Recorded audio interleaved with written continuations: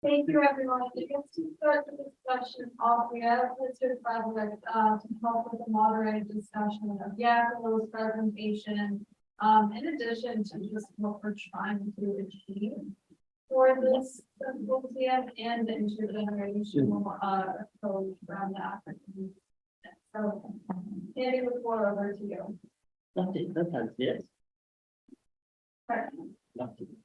Not a problem too. So I guess from Yakilo's discussion, is there any points anyone wants to partake in from their perspectives, from their respective countries, or any aspects of it from which the policy framework can help perhaps?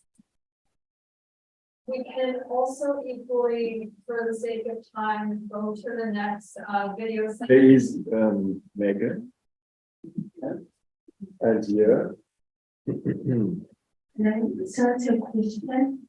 I just wanted to say if you can share these slides, because I want to bring inventory of the list on the strategies that we have, just to make sure we include everything. What I suggest is we'll share the focal, if you want to come in, please. We'll share all the AU documentation. So the protocol, the Common African Position on Long-Term Care, and the third one, the policy, the one that I discussed now with you in full. So, and there you've got the full story there, because there's a description on each action plan and then actions stipulated. How are you? Apparently, we have shared both that with me previously, but it's good to play with everyone so that everyone is access. But also the slides will be shared. Yeah.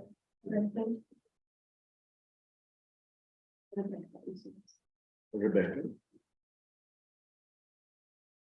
I think mine is just to make a comment, just to say that what has been done is really very good and very comprehensive. And just to underscore the issue of focusing more, I'm coming from community development, as I told you. So the issue of focusing more on the socio-economic status and the living conditions of all the others, especially with the emerging challenges. I'll just give an example, for example, from Botswana, and especially where I'm staying, Togweng is a village close to Gaborone, where now we see a lot of all the adults being displaced by their own children because of inheritance. And especially when you look at distribution of wealth, especially by gender, during the marital status. Because at times after the husband dies, then these children are telling their parents, go back to your mother's place. I'm staying in my mother's place. So we have these immediate issues that we need to take care of as we go on. And some other things that I'm hoping that as we go on, I'll be able to mention them, not from the health perspective, but from the socio-economic perspective and the living conditions of all the others as we are experiencing them now, looking at the current emerging concerns. Thank you. I'll just quickly respond. So, sure. And then we'll go to Amanda. So there are whole sections, both in the protocol and in the policy framework, on what we call traditional practices, but harmful traditional practices. And it relates to inheritance issues for women specifically, and also the issue of witchcraft accusations and so forth. So, of course, we kept it quite general because it depends on each context. Witchcraft accusations might not be relevant in certain countries or certain parts or whatever. But, yeah. I'll be, I just want to respond to Rebecca as well. I think what I also heard, and through the conversations that we are having, as the start of IFA, is that why do we want to reinvent the wheel? So yes, we have this kind of policy architecture that we can draw on, and that is important. We need to have that to get the political buy-in and the ratification. But also in terms of what we already know, in terms of education, how to deal with that, in terms of training, how can we pull our resources collectively? How can we draw on what's already out there that we have established? I know about AFLAN, and I could maybe say something about that as well. But how can we collectively draw on issues that affect us all, apart from having it very contextualized as well? So that is maybe just one thing that we can consider as well in this discussion. Well, thank you. I think that I really listened to your presentation, and I just wanted to find out how many countries are really involved in getting that strategic and policy, and in what way are you thinking in terms of not only signing the conventions and all that, because this is what happens very often, but how do you make it become a law or implement it in those countries? And the law is so. Um, Before before you answer, yeah. I think it can be aging is a global issue, but when you look at it in terms of Africa, we have the African Union. But now can we come up with a focal person to the African Union in terms of aging? Okay, let me do what I can, because I'm I'm not really a policy person, and then Ken can add to that. And I would love the Foco also, if he's available, to come in. I think we have to differentiate between the two documents. There's the protocol, and that is binding. So if Mauritius ratifies that protocol, it is legally binding on Mauritius, that's simple. So when it will be ratified by the AU, because we still need 4 countries. Yeah. So the protocol is a legal instrument. The policy, the one that I now shared with you, and the framework is just what it is, a framework. So it gives you guidance, it helps you to understand the current discourses on the continent and how the continent is thinking about aging issues. So the short thing is, the protocol has been ratified by 11 countries, the Foco, as far as I remember and know. So that's still in process to be binding.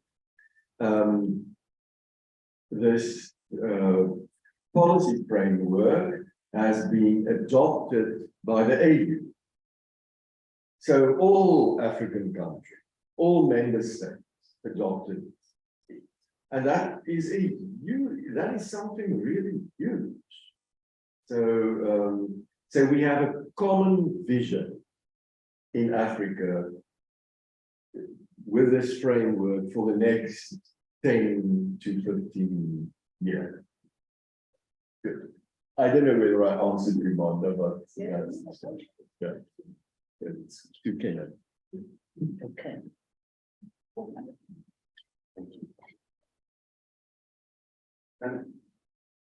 So just first and just respond to that, and then maybe just a reflection based on the discussion as well. Both the protocol as well as the policy only really have it implemented, have meaning if you have a political will, basically.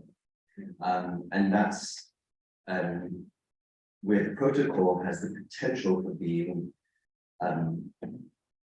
very significant, which is that it's not just that it's legally binding, but it brings a perspective about the dignity and the role of an older person in society and being equal to all others.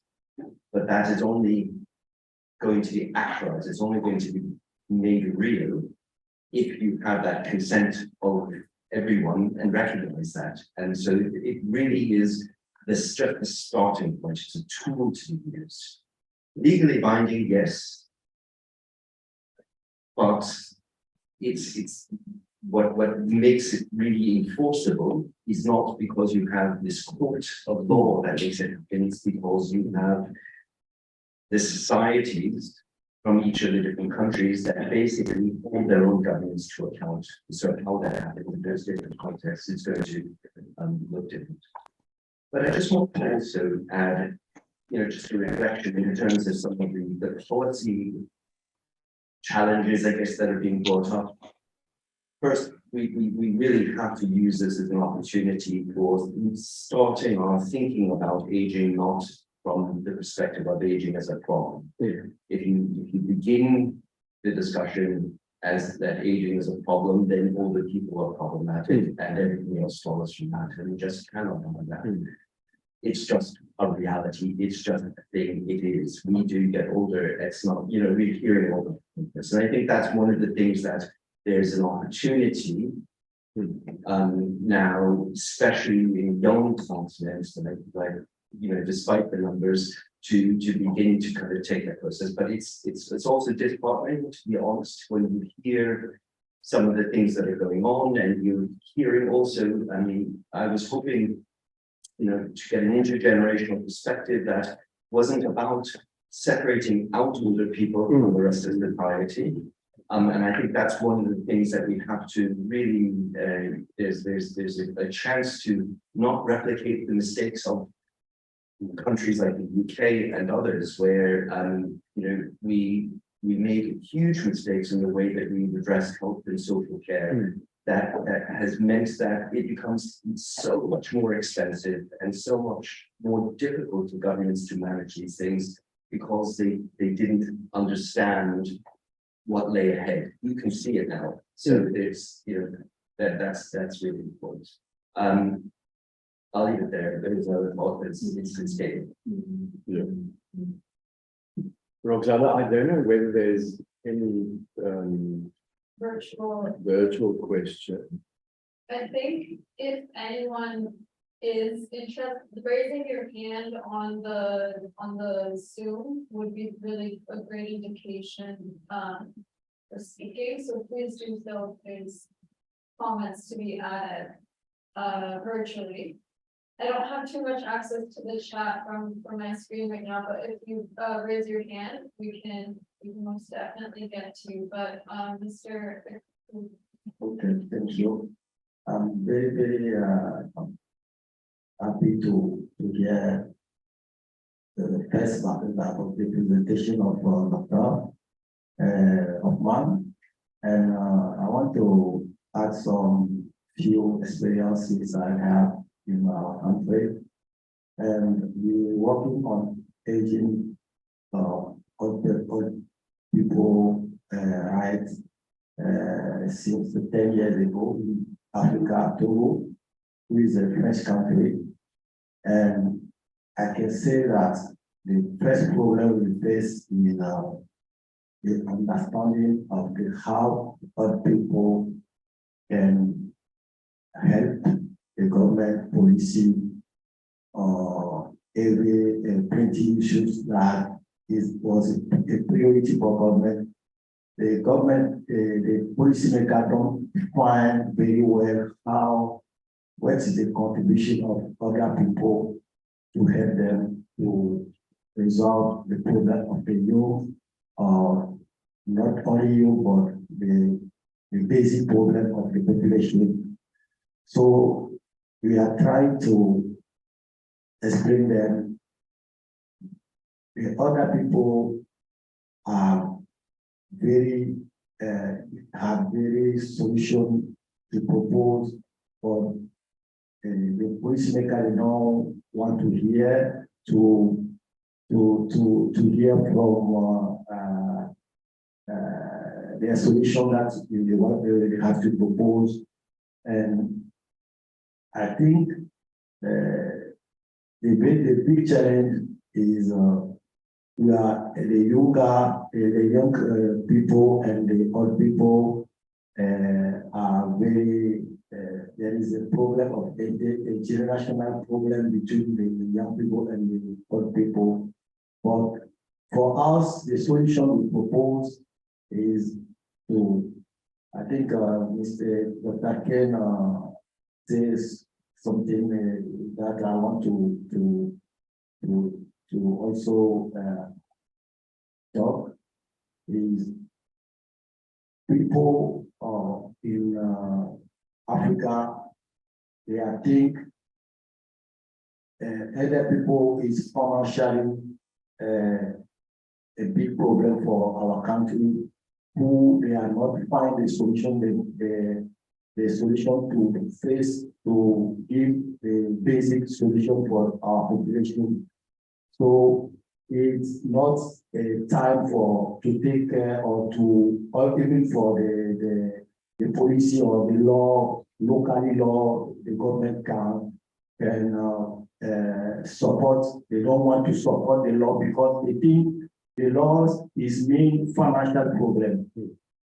When you put the law, it's supposed to have to put this implementation of the law in the budgets, national budgets.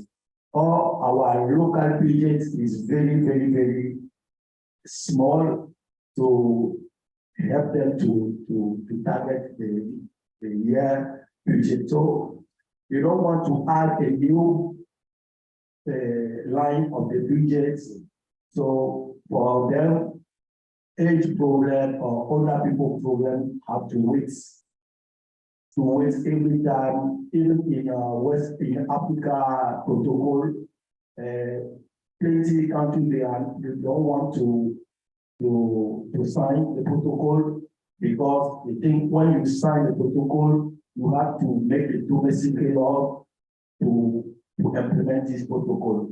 But for now, they don't have the solution to support financially this program. So we are trying to propose a solution that we must do the local mobilization process to find and to plan our development, to plan our development policy.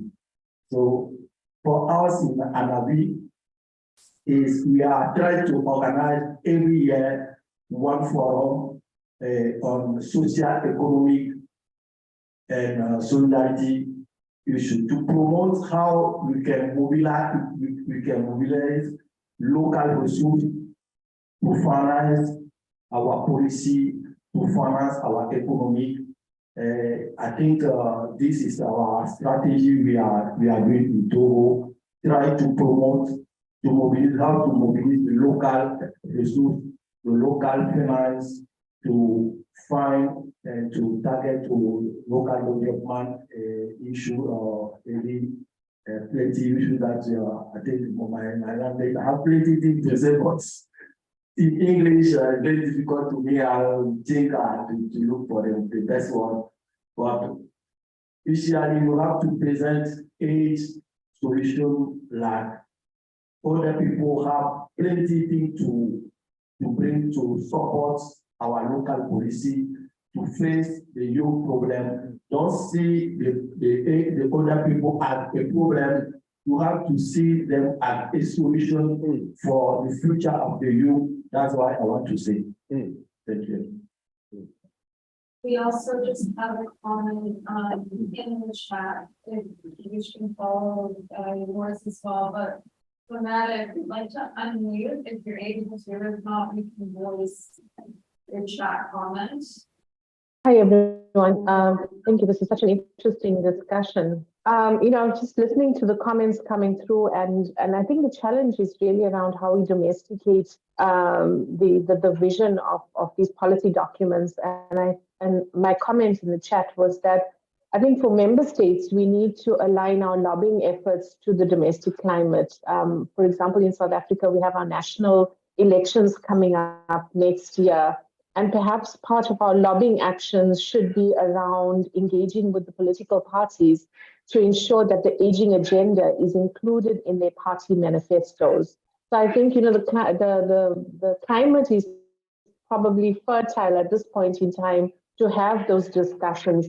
But how we pitch the narrative becomes very important, because I take Ken's comment just now around, if we start speaking about aging as a challenge, then everything takes that narrative. However, if we really pitch it as a time for opportunity and growth, and older people being part of solutions that is needed in the country, then we have a completely different conversation. So I think, for each of the member states, we just need to assess what the domestic climate is like and align the lobbying efforts to that climate.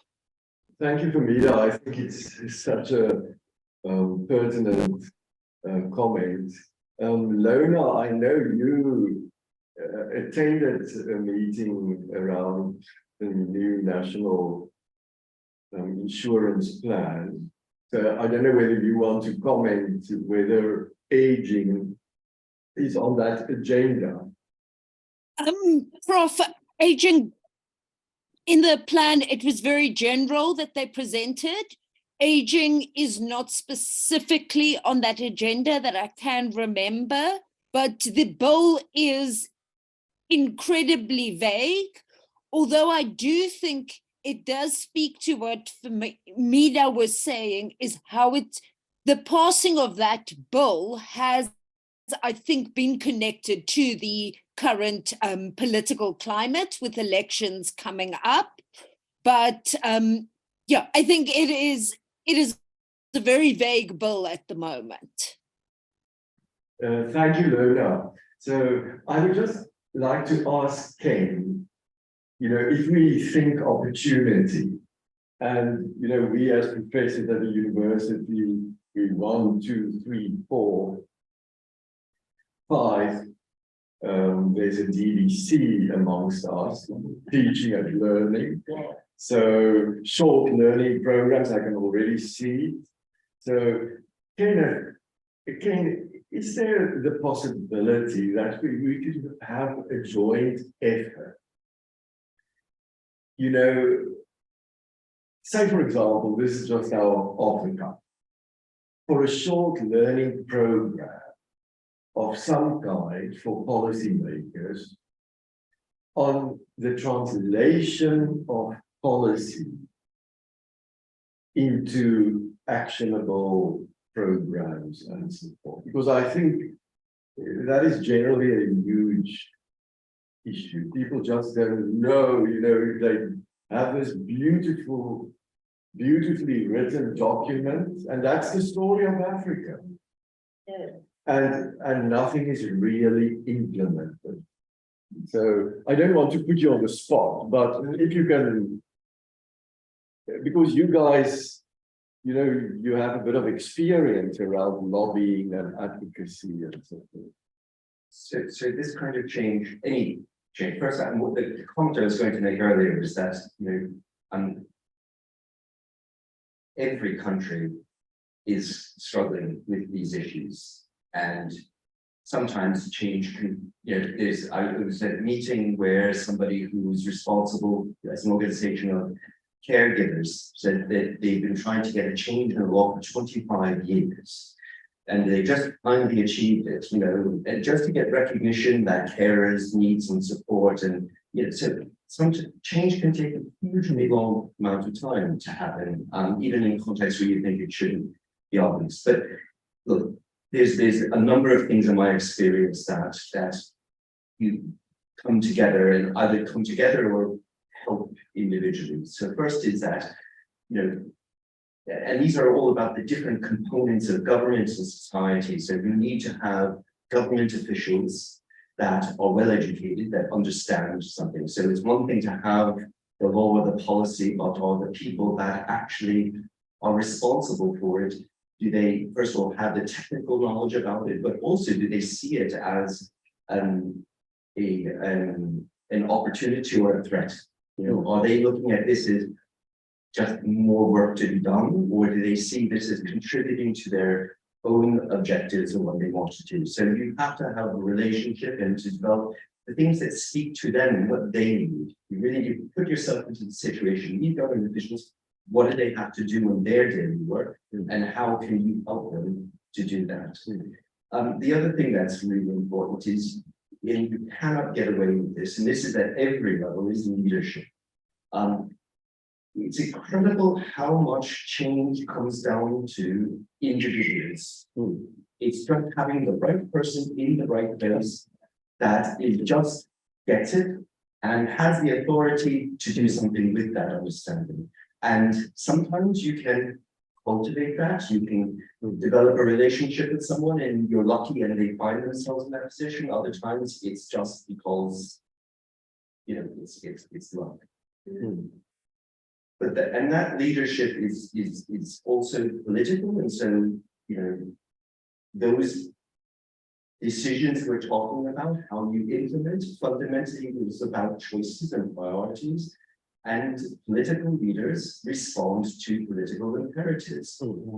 And so how does one get this kind of policy implemented? Well, it's because people ask for it, they demand it, they make the fact, and so that's also about making sure that people in the communities also understand that they have rights and that there are things that are going on. So it's not easy, but even if you get one part of that right, it can help a lot. But if you can get a few pieces of that right, then it can help enormously. And the last piece of that political puzzle is to make sure that, you know,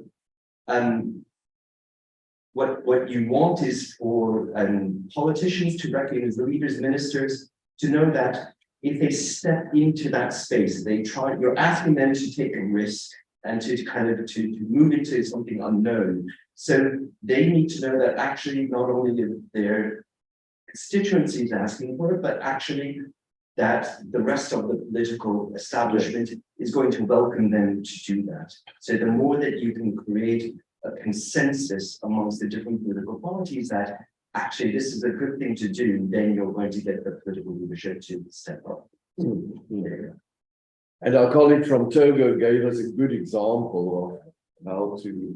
I regret that I cannot speak very well English because I have a special experience at the process to vote the law in Togo. Mr. King say politics, some people they don't understand sometimes they do anything. So before you make the law, you have to make consideration, you make it work at the technically explication, plenty, but when you send the document, specification, what this law will bring out, what the law will bring out as money, something practical. They don't focus for the human beings, population. No, they have another agenda that you technically you cannot understand. So it's very, very regrettable that you are in this situation because our political people, they usually wait when in the international level, say something move at that international level, at that time they are trying to say, okay, on the international level they are doing so, we also we want to put the law, but they put the laws, many laws that they don't make the condition to implementation. The law is passed, but nothing to do to make the action. So it's very, very difficult. And I think they are also advised by the advisor who they are not in the action. The president, the government, the minister advisor, they are not generally in the action, they are also the political. So then we have plenty things to move forward in many domain, the social domain. So it's very, very better for me if I can have something like my English is very bad, but I have plenty experience, and we are trying to find a way to make the action, the concrete action to change the situation. I have my own experience.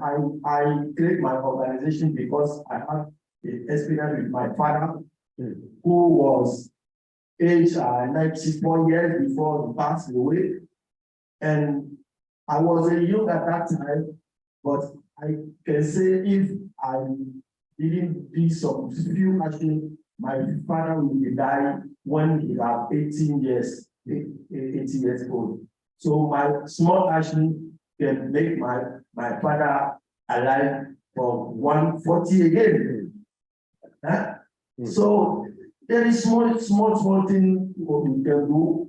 And I hear because my father, okay, I think I will stay, I'll stop here because plenty to make policy in our country in Africa very, very difficult to have. So we need to make the profession to propose a few concrete action that we can do with our small resource to make the thing. Thank you. So,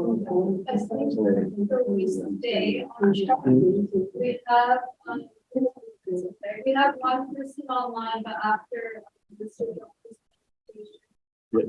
there's opportunities in addition to asking help often that's video presentation. Unfortunately, they weren't able to be here in person. So, Lola, if you don't mind unmuting your comment as your hand seems to be up. Yes, thank you. Sorry, it is still, I clearly haven't had enough coffee yet. It's still early here, or was early. Just to mention with the NHI, the National Health Insurance Policy, what there was a lot of talk about is palliative care, but that is not specific to only older persons. Interesting, yeah. I just wanted to add that.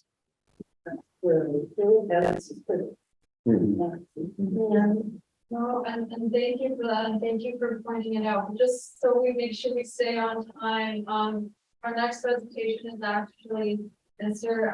Bartlett Raji about the barriers and opportunities to improve a environment across Africa. So handing the floor over to you, and thank you.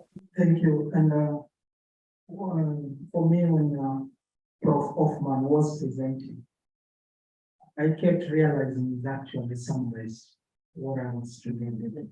So one is just to throw a punch, and I'll start with being provocative. What if we just shut up and we do what needs to be done? You know, what needs to be done? I am the first generation, as Dr. Hoffman has mentioned, and I kept thinking, what if I just keep quiet? And in my position, I do what I'm supposed to do.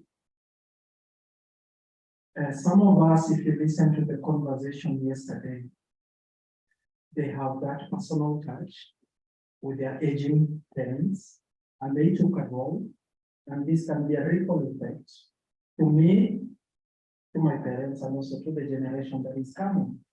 So this is something that I kept asking myself. I was looking at the history of the key international instruments way back in 1999. By the time it came in 2002, it was in Durban, South Africa.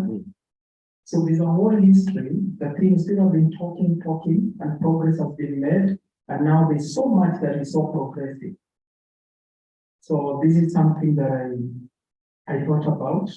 The other opportunity is the one that you keep quiet and you do it. And I like the dean who is now in charge of the defense college. I think the experience with the military. It is quite simple. You do it.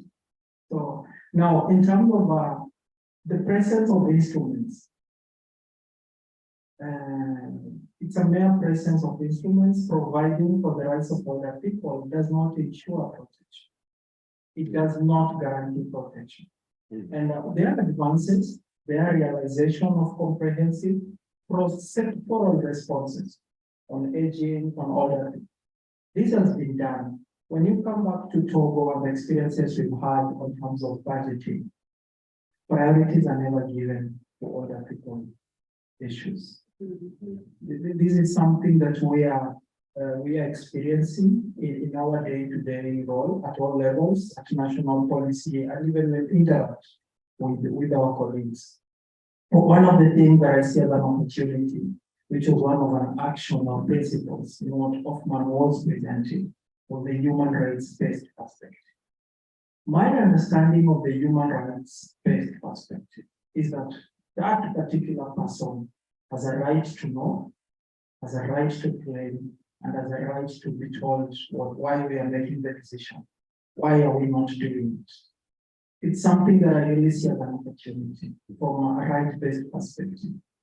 Even if we do not, as a government, as an organization, that we are not able to do it, they still have a right to have information. So other times we make decisions on their behalf, we do not engage them, we do not involve them. So I want to have the fact that we even decided not to engage them, they have a right to know why. So that is an area that I saw an opportunity. Quality of life of older persons. Today's society has been built through the conditions or even efforts deployed by previous generations. I am here because they are my predecessors who have made me to be here. So this is an area that we need to continuously include a meaningful transition in terms of old age, and it's one of the core areas that I saw, the 3711 password. This is an opportunity for me. So, and I am proud to say these are things that if our generation are well told, I am sure a number of them, out of the many millions and billions of young people, we are going something to be done, something will change. And then the integrated approach, the opportunity we have is that we have the academia, we have the government in place, we have the institutions, but having an interdisciplinary approach across age, gender disability, the non-communicable diseases, and rights organization, considering the synergies and complementarities.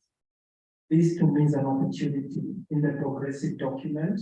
As a health aid, this we tested, and there are areas we do have not a standalone ideas, but we integrate.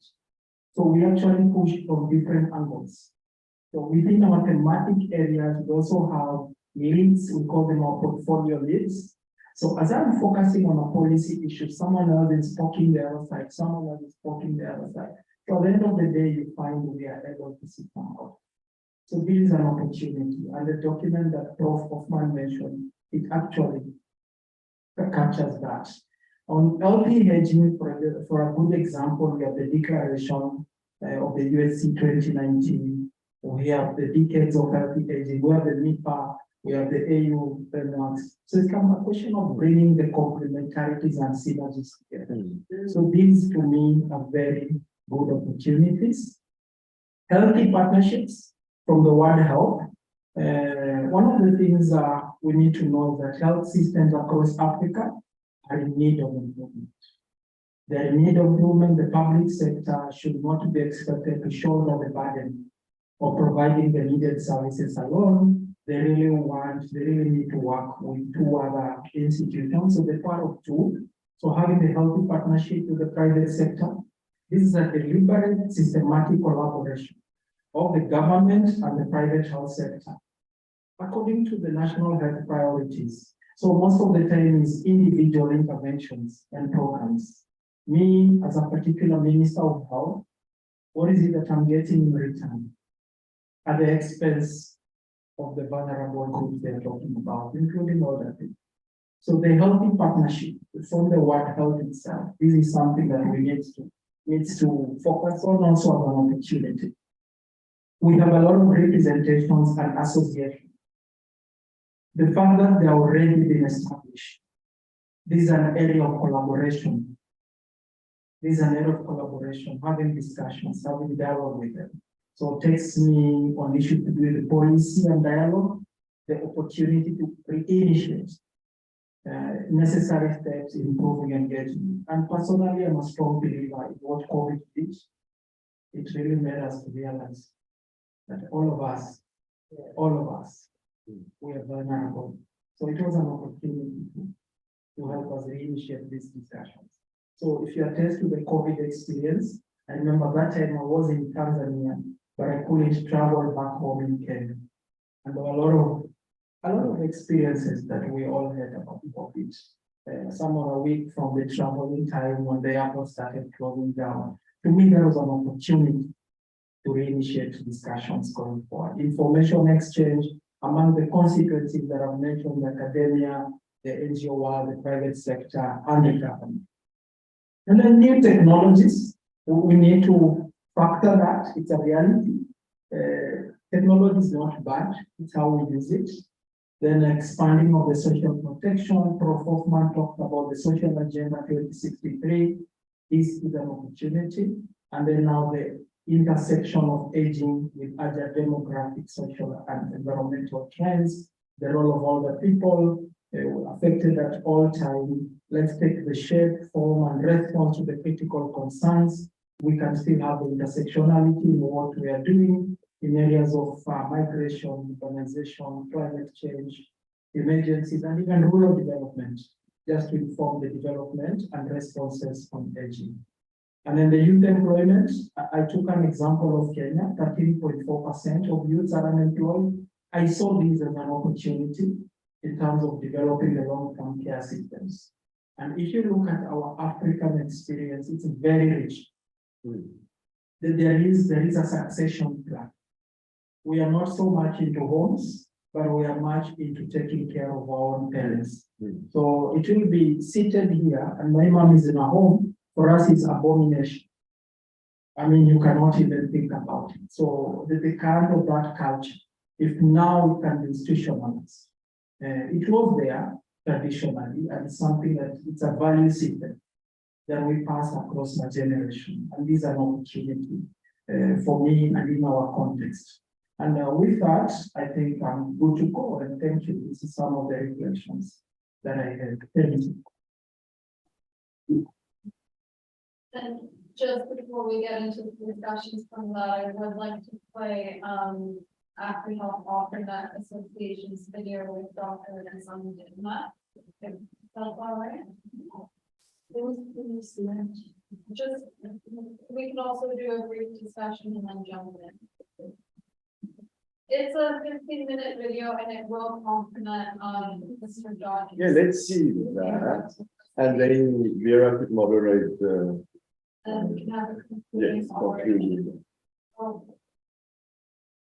Excellency, distinguished colleagues, leaders of the International Federation of Aging and African Union, and everyone who has made this gathering possible. My topic actually is discussing barriers and opportunities to improving age-friendly environments across Africa. My name is Dr. Uzodimma Madrieje. I am the CEO of Afri Health Alternate Association, AHOA, a civil society's global movement for health and development.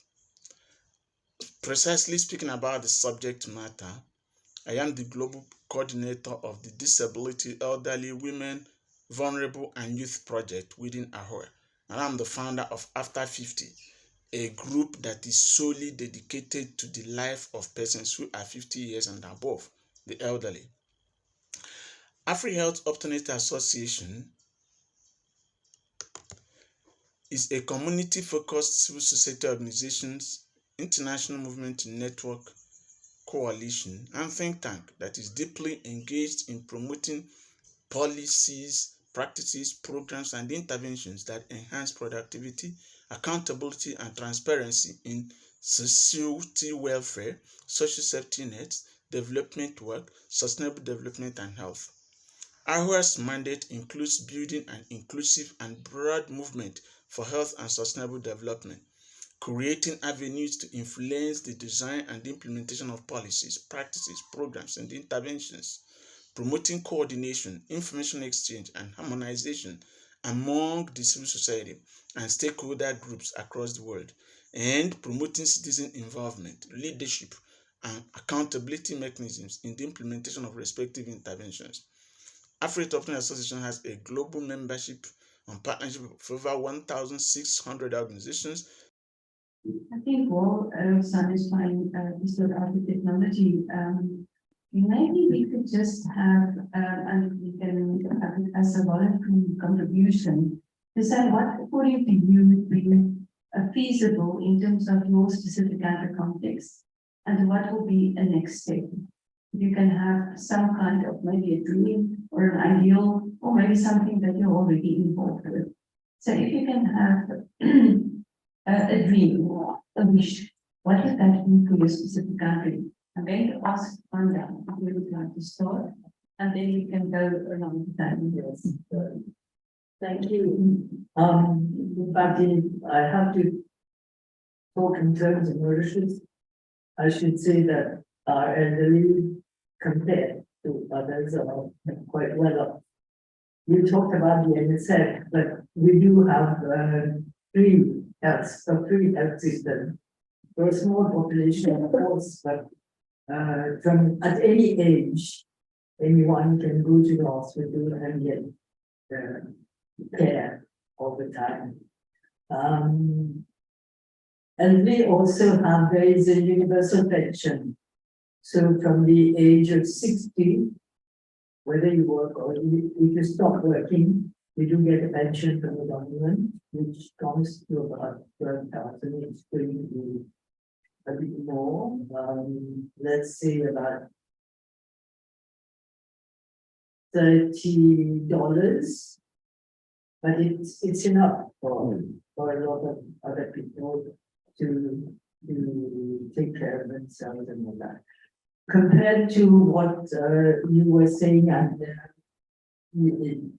I think that the things of families looking after their elderly is changing because so many women are working these days, and so the family isn't the same as before. So there is a lot of homes popping up everywhere. This means there are homes taken care of by the government, but there are also private ones where people have to have the means and the finances. So that's I should say that so far we are well sort of taken care of. We need more training for carers and all that, but that I hope that's going to come. Thank you. I guess for Botswana, I'll just start by saying my wish would be that we continue with developing older adult policy because it's not there. But perhaps to say that it is not that the government is not doing a lot for older adults. It is doing a lot. But these are in different sectors, in different measures, in different departments. And perhaps what we are going to be needing more is an inclusive, a well-coordinated approach, which to me it will be good as the government develops this policy to be aware that there has been people outside the government who has done who have been doing good work in this area of older adults, and to find a way of how to match what is outside the government into what the government is doing, because very often we find that policies, like it has been said, government will develop very good policies, but when it gets to put in the structures for implementing and rolling that the policy, then there are some shortcomings, but I guess this time they will make all their efforts to actually include the already established organization working with the government. And I really wanted to say something about the political will, Because the other time we talked about the political will. I want us to look at this and ask ourselves, when do we actually need that political will? Because that is very important, and whose voice is listened to, so that those politics, they can actually, like take what we are saying into consideration. I'm saying this because at times we are talking about older adults here, and we wonder whether out there in the rural areas and the communities, they are aware that the government and everyone else is planning to do this about themselves. Because some of them, they have learned helplessness. They know they are not included, and they are not even aware that they are not doing well. And when do we actually, what is the conscientization? What is the awareness activities going to be taking place so that they can support the cause that we are in here doing? But like I said, I'm happy that my government is on the way to developing that policy, and the Ministry of Health is leading it with, and from their 2019 10 study, 10 recommendations. It seems like something good will come out of it, and I'm hopeful about that. Thank you. Thank you so much. So, for South Africa, I would like to see on different levels integration, putting of resources so that what we have we can work with in an integrated way. My wish for South Africa is that we will have an ability to translate what's out there, beautiful policy, beautiful way to do it forward, but the how to maybe to find a way that people feel that they can commit to what's being asked of them as a policy maker going into this unfamiliar territory, how to do that practically. So the whole notion of transformation. As a psychologist, I'm very interested in understanding how can we facilitate the relationship between older people and younger people under different contexts, in the family context, but also in a more public domain. I think that's a huge benefit or resource opportunity if we can help people to have better relationships to work around issues that's of commonality. There's also a wish for South Africa that I have in terms of making all the individuals visible, in terms of inclusion, in terms of access. I'm a little bit concerned about these global idea of age friendliness. And if I walk in the communities and there's not even a path to walk on, specifically in the rural environments, but even some of the urban environments. So how do we include people in terms of access? How do we make them visible as human beings? So I know big wishes, but that might serve as a kind of a summary for South Africa. Thank you. I've said actually enough. So tell me, the cheek wish is to be a bit like Mauritius, for us all to be a bit like Mauritius. So I know it's an island and they've got a different dynamic. So a general wish for our beautiful continent is the translation, the ratification and the translation of this policy, into something really concrete and contextual for whichever country. And then a very specific wish is around the training, accreditation, registration, and support of caregivers, and to give them what is due to them. The formalization of care. And for me, I'll be specific for my country. My wish is the legislation. At the moment, the provisions that are there are so fragmented. And so we just need the legislation. It's something that I'm happy that I've been engaging with the ministry. Yeah, so thanks. No, thank you. No, for Mozambique, I think it goes along the lines of Mauritius and South Africa. because in terms of policy and legislation, Mozambique is very well covered. We have a law 2114 for older people, and then Mozambique was one of the few countries that came out of that defined the protocol. We are very good at making policies, but the issue is on the implementation itself. When it comes to the implementation of those policies.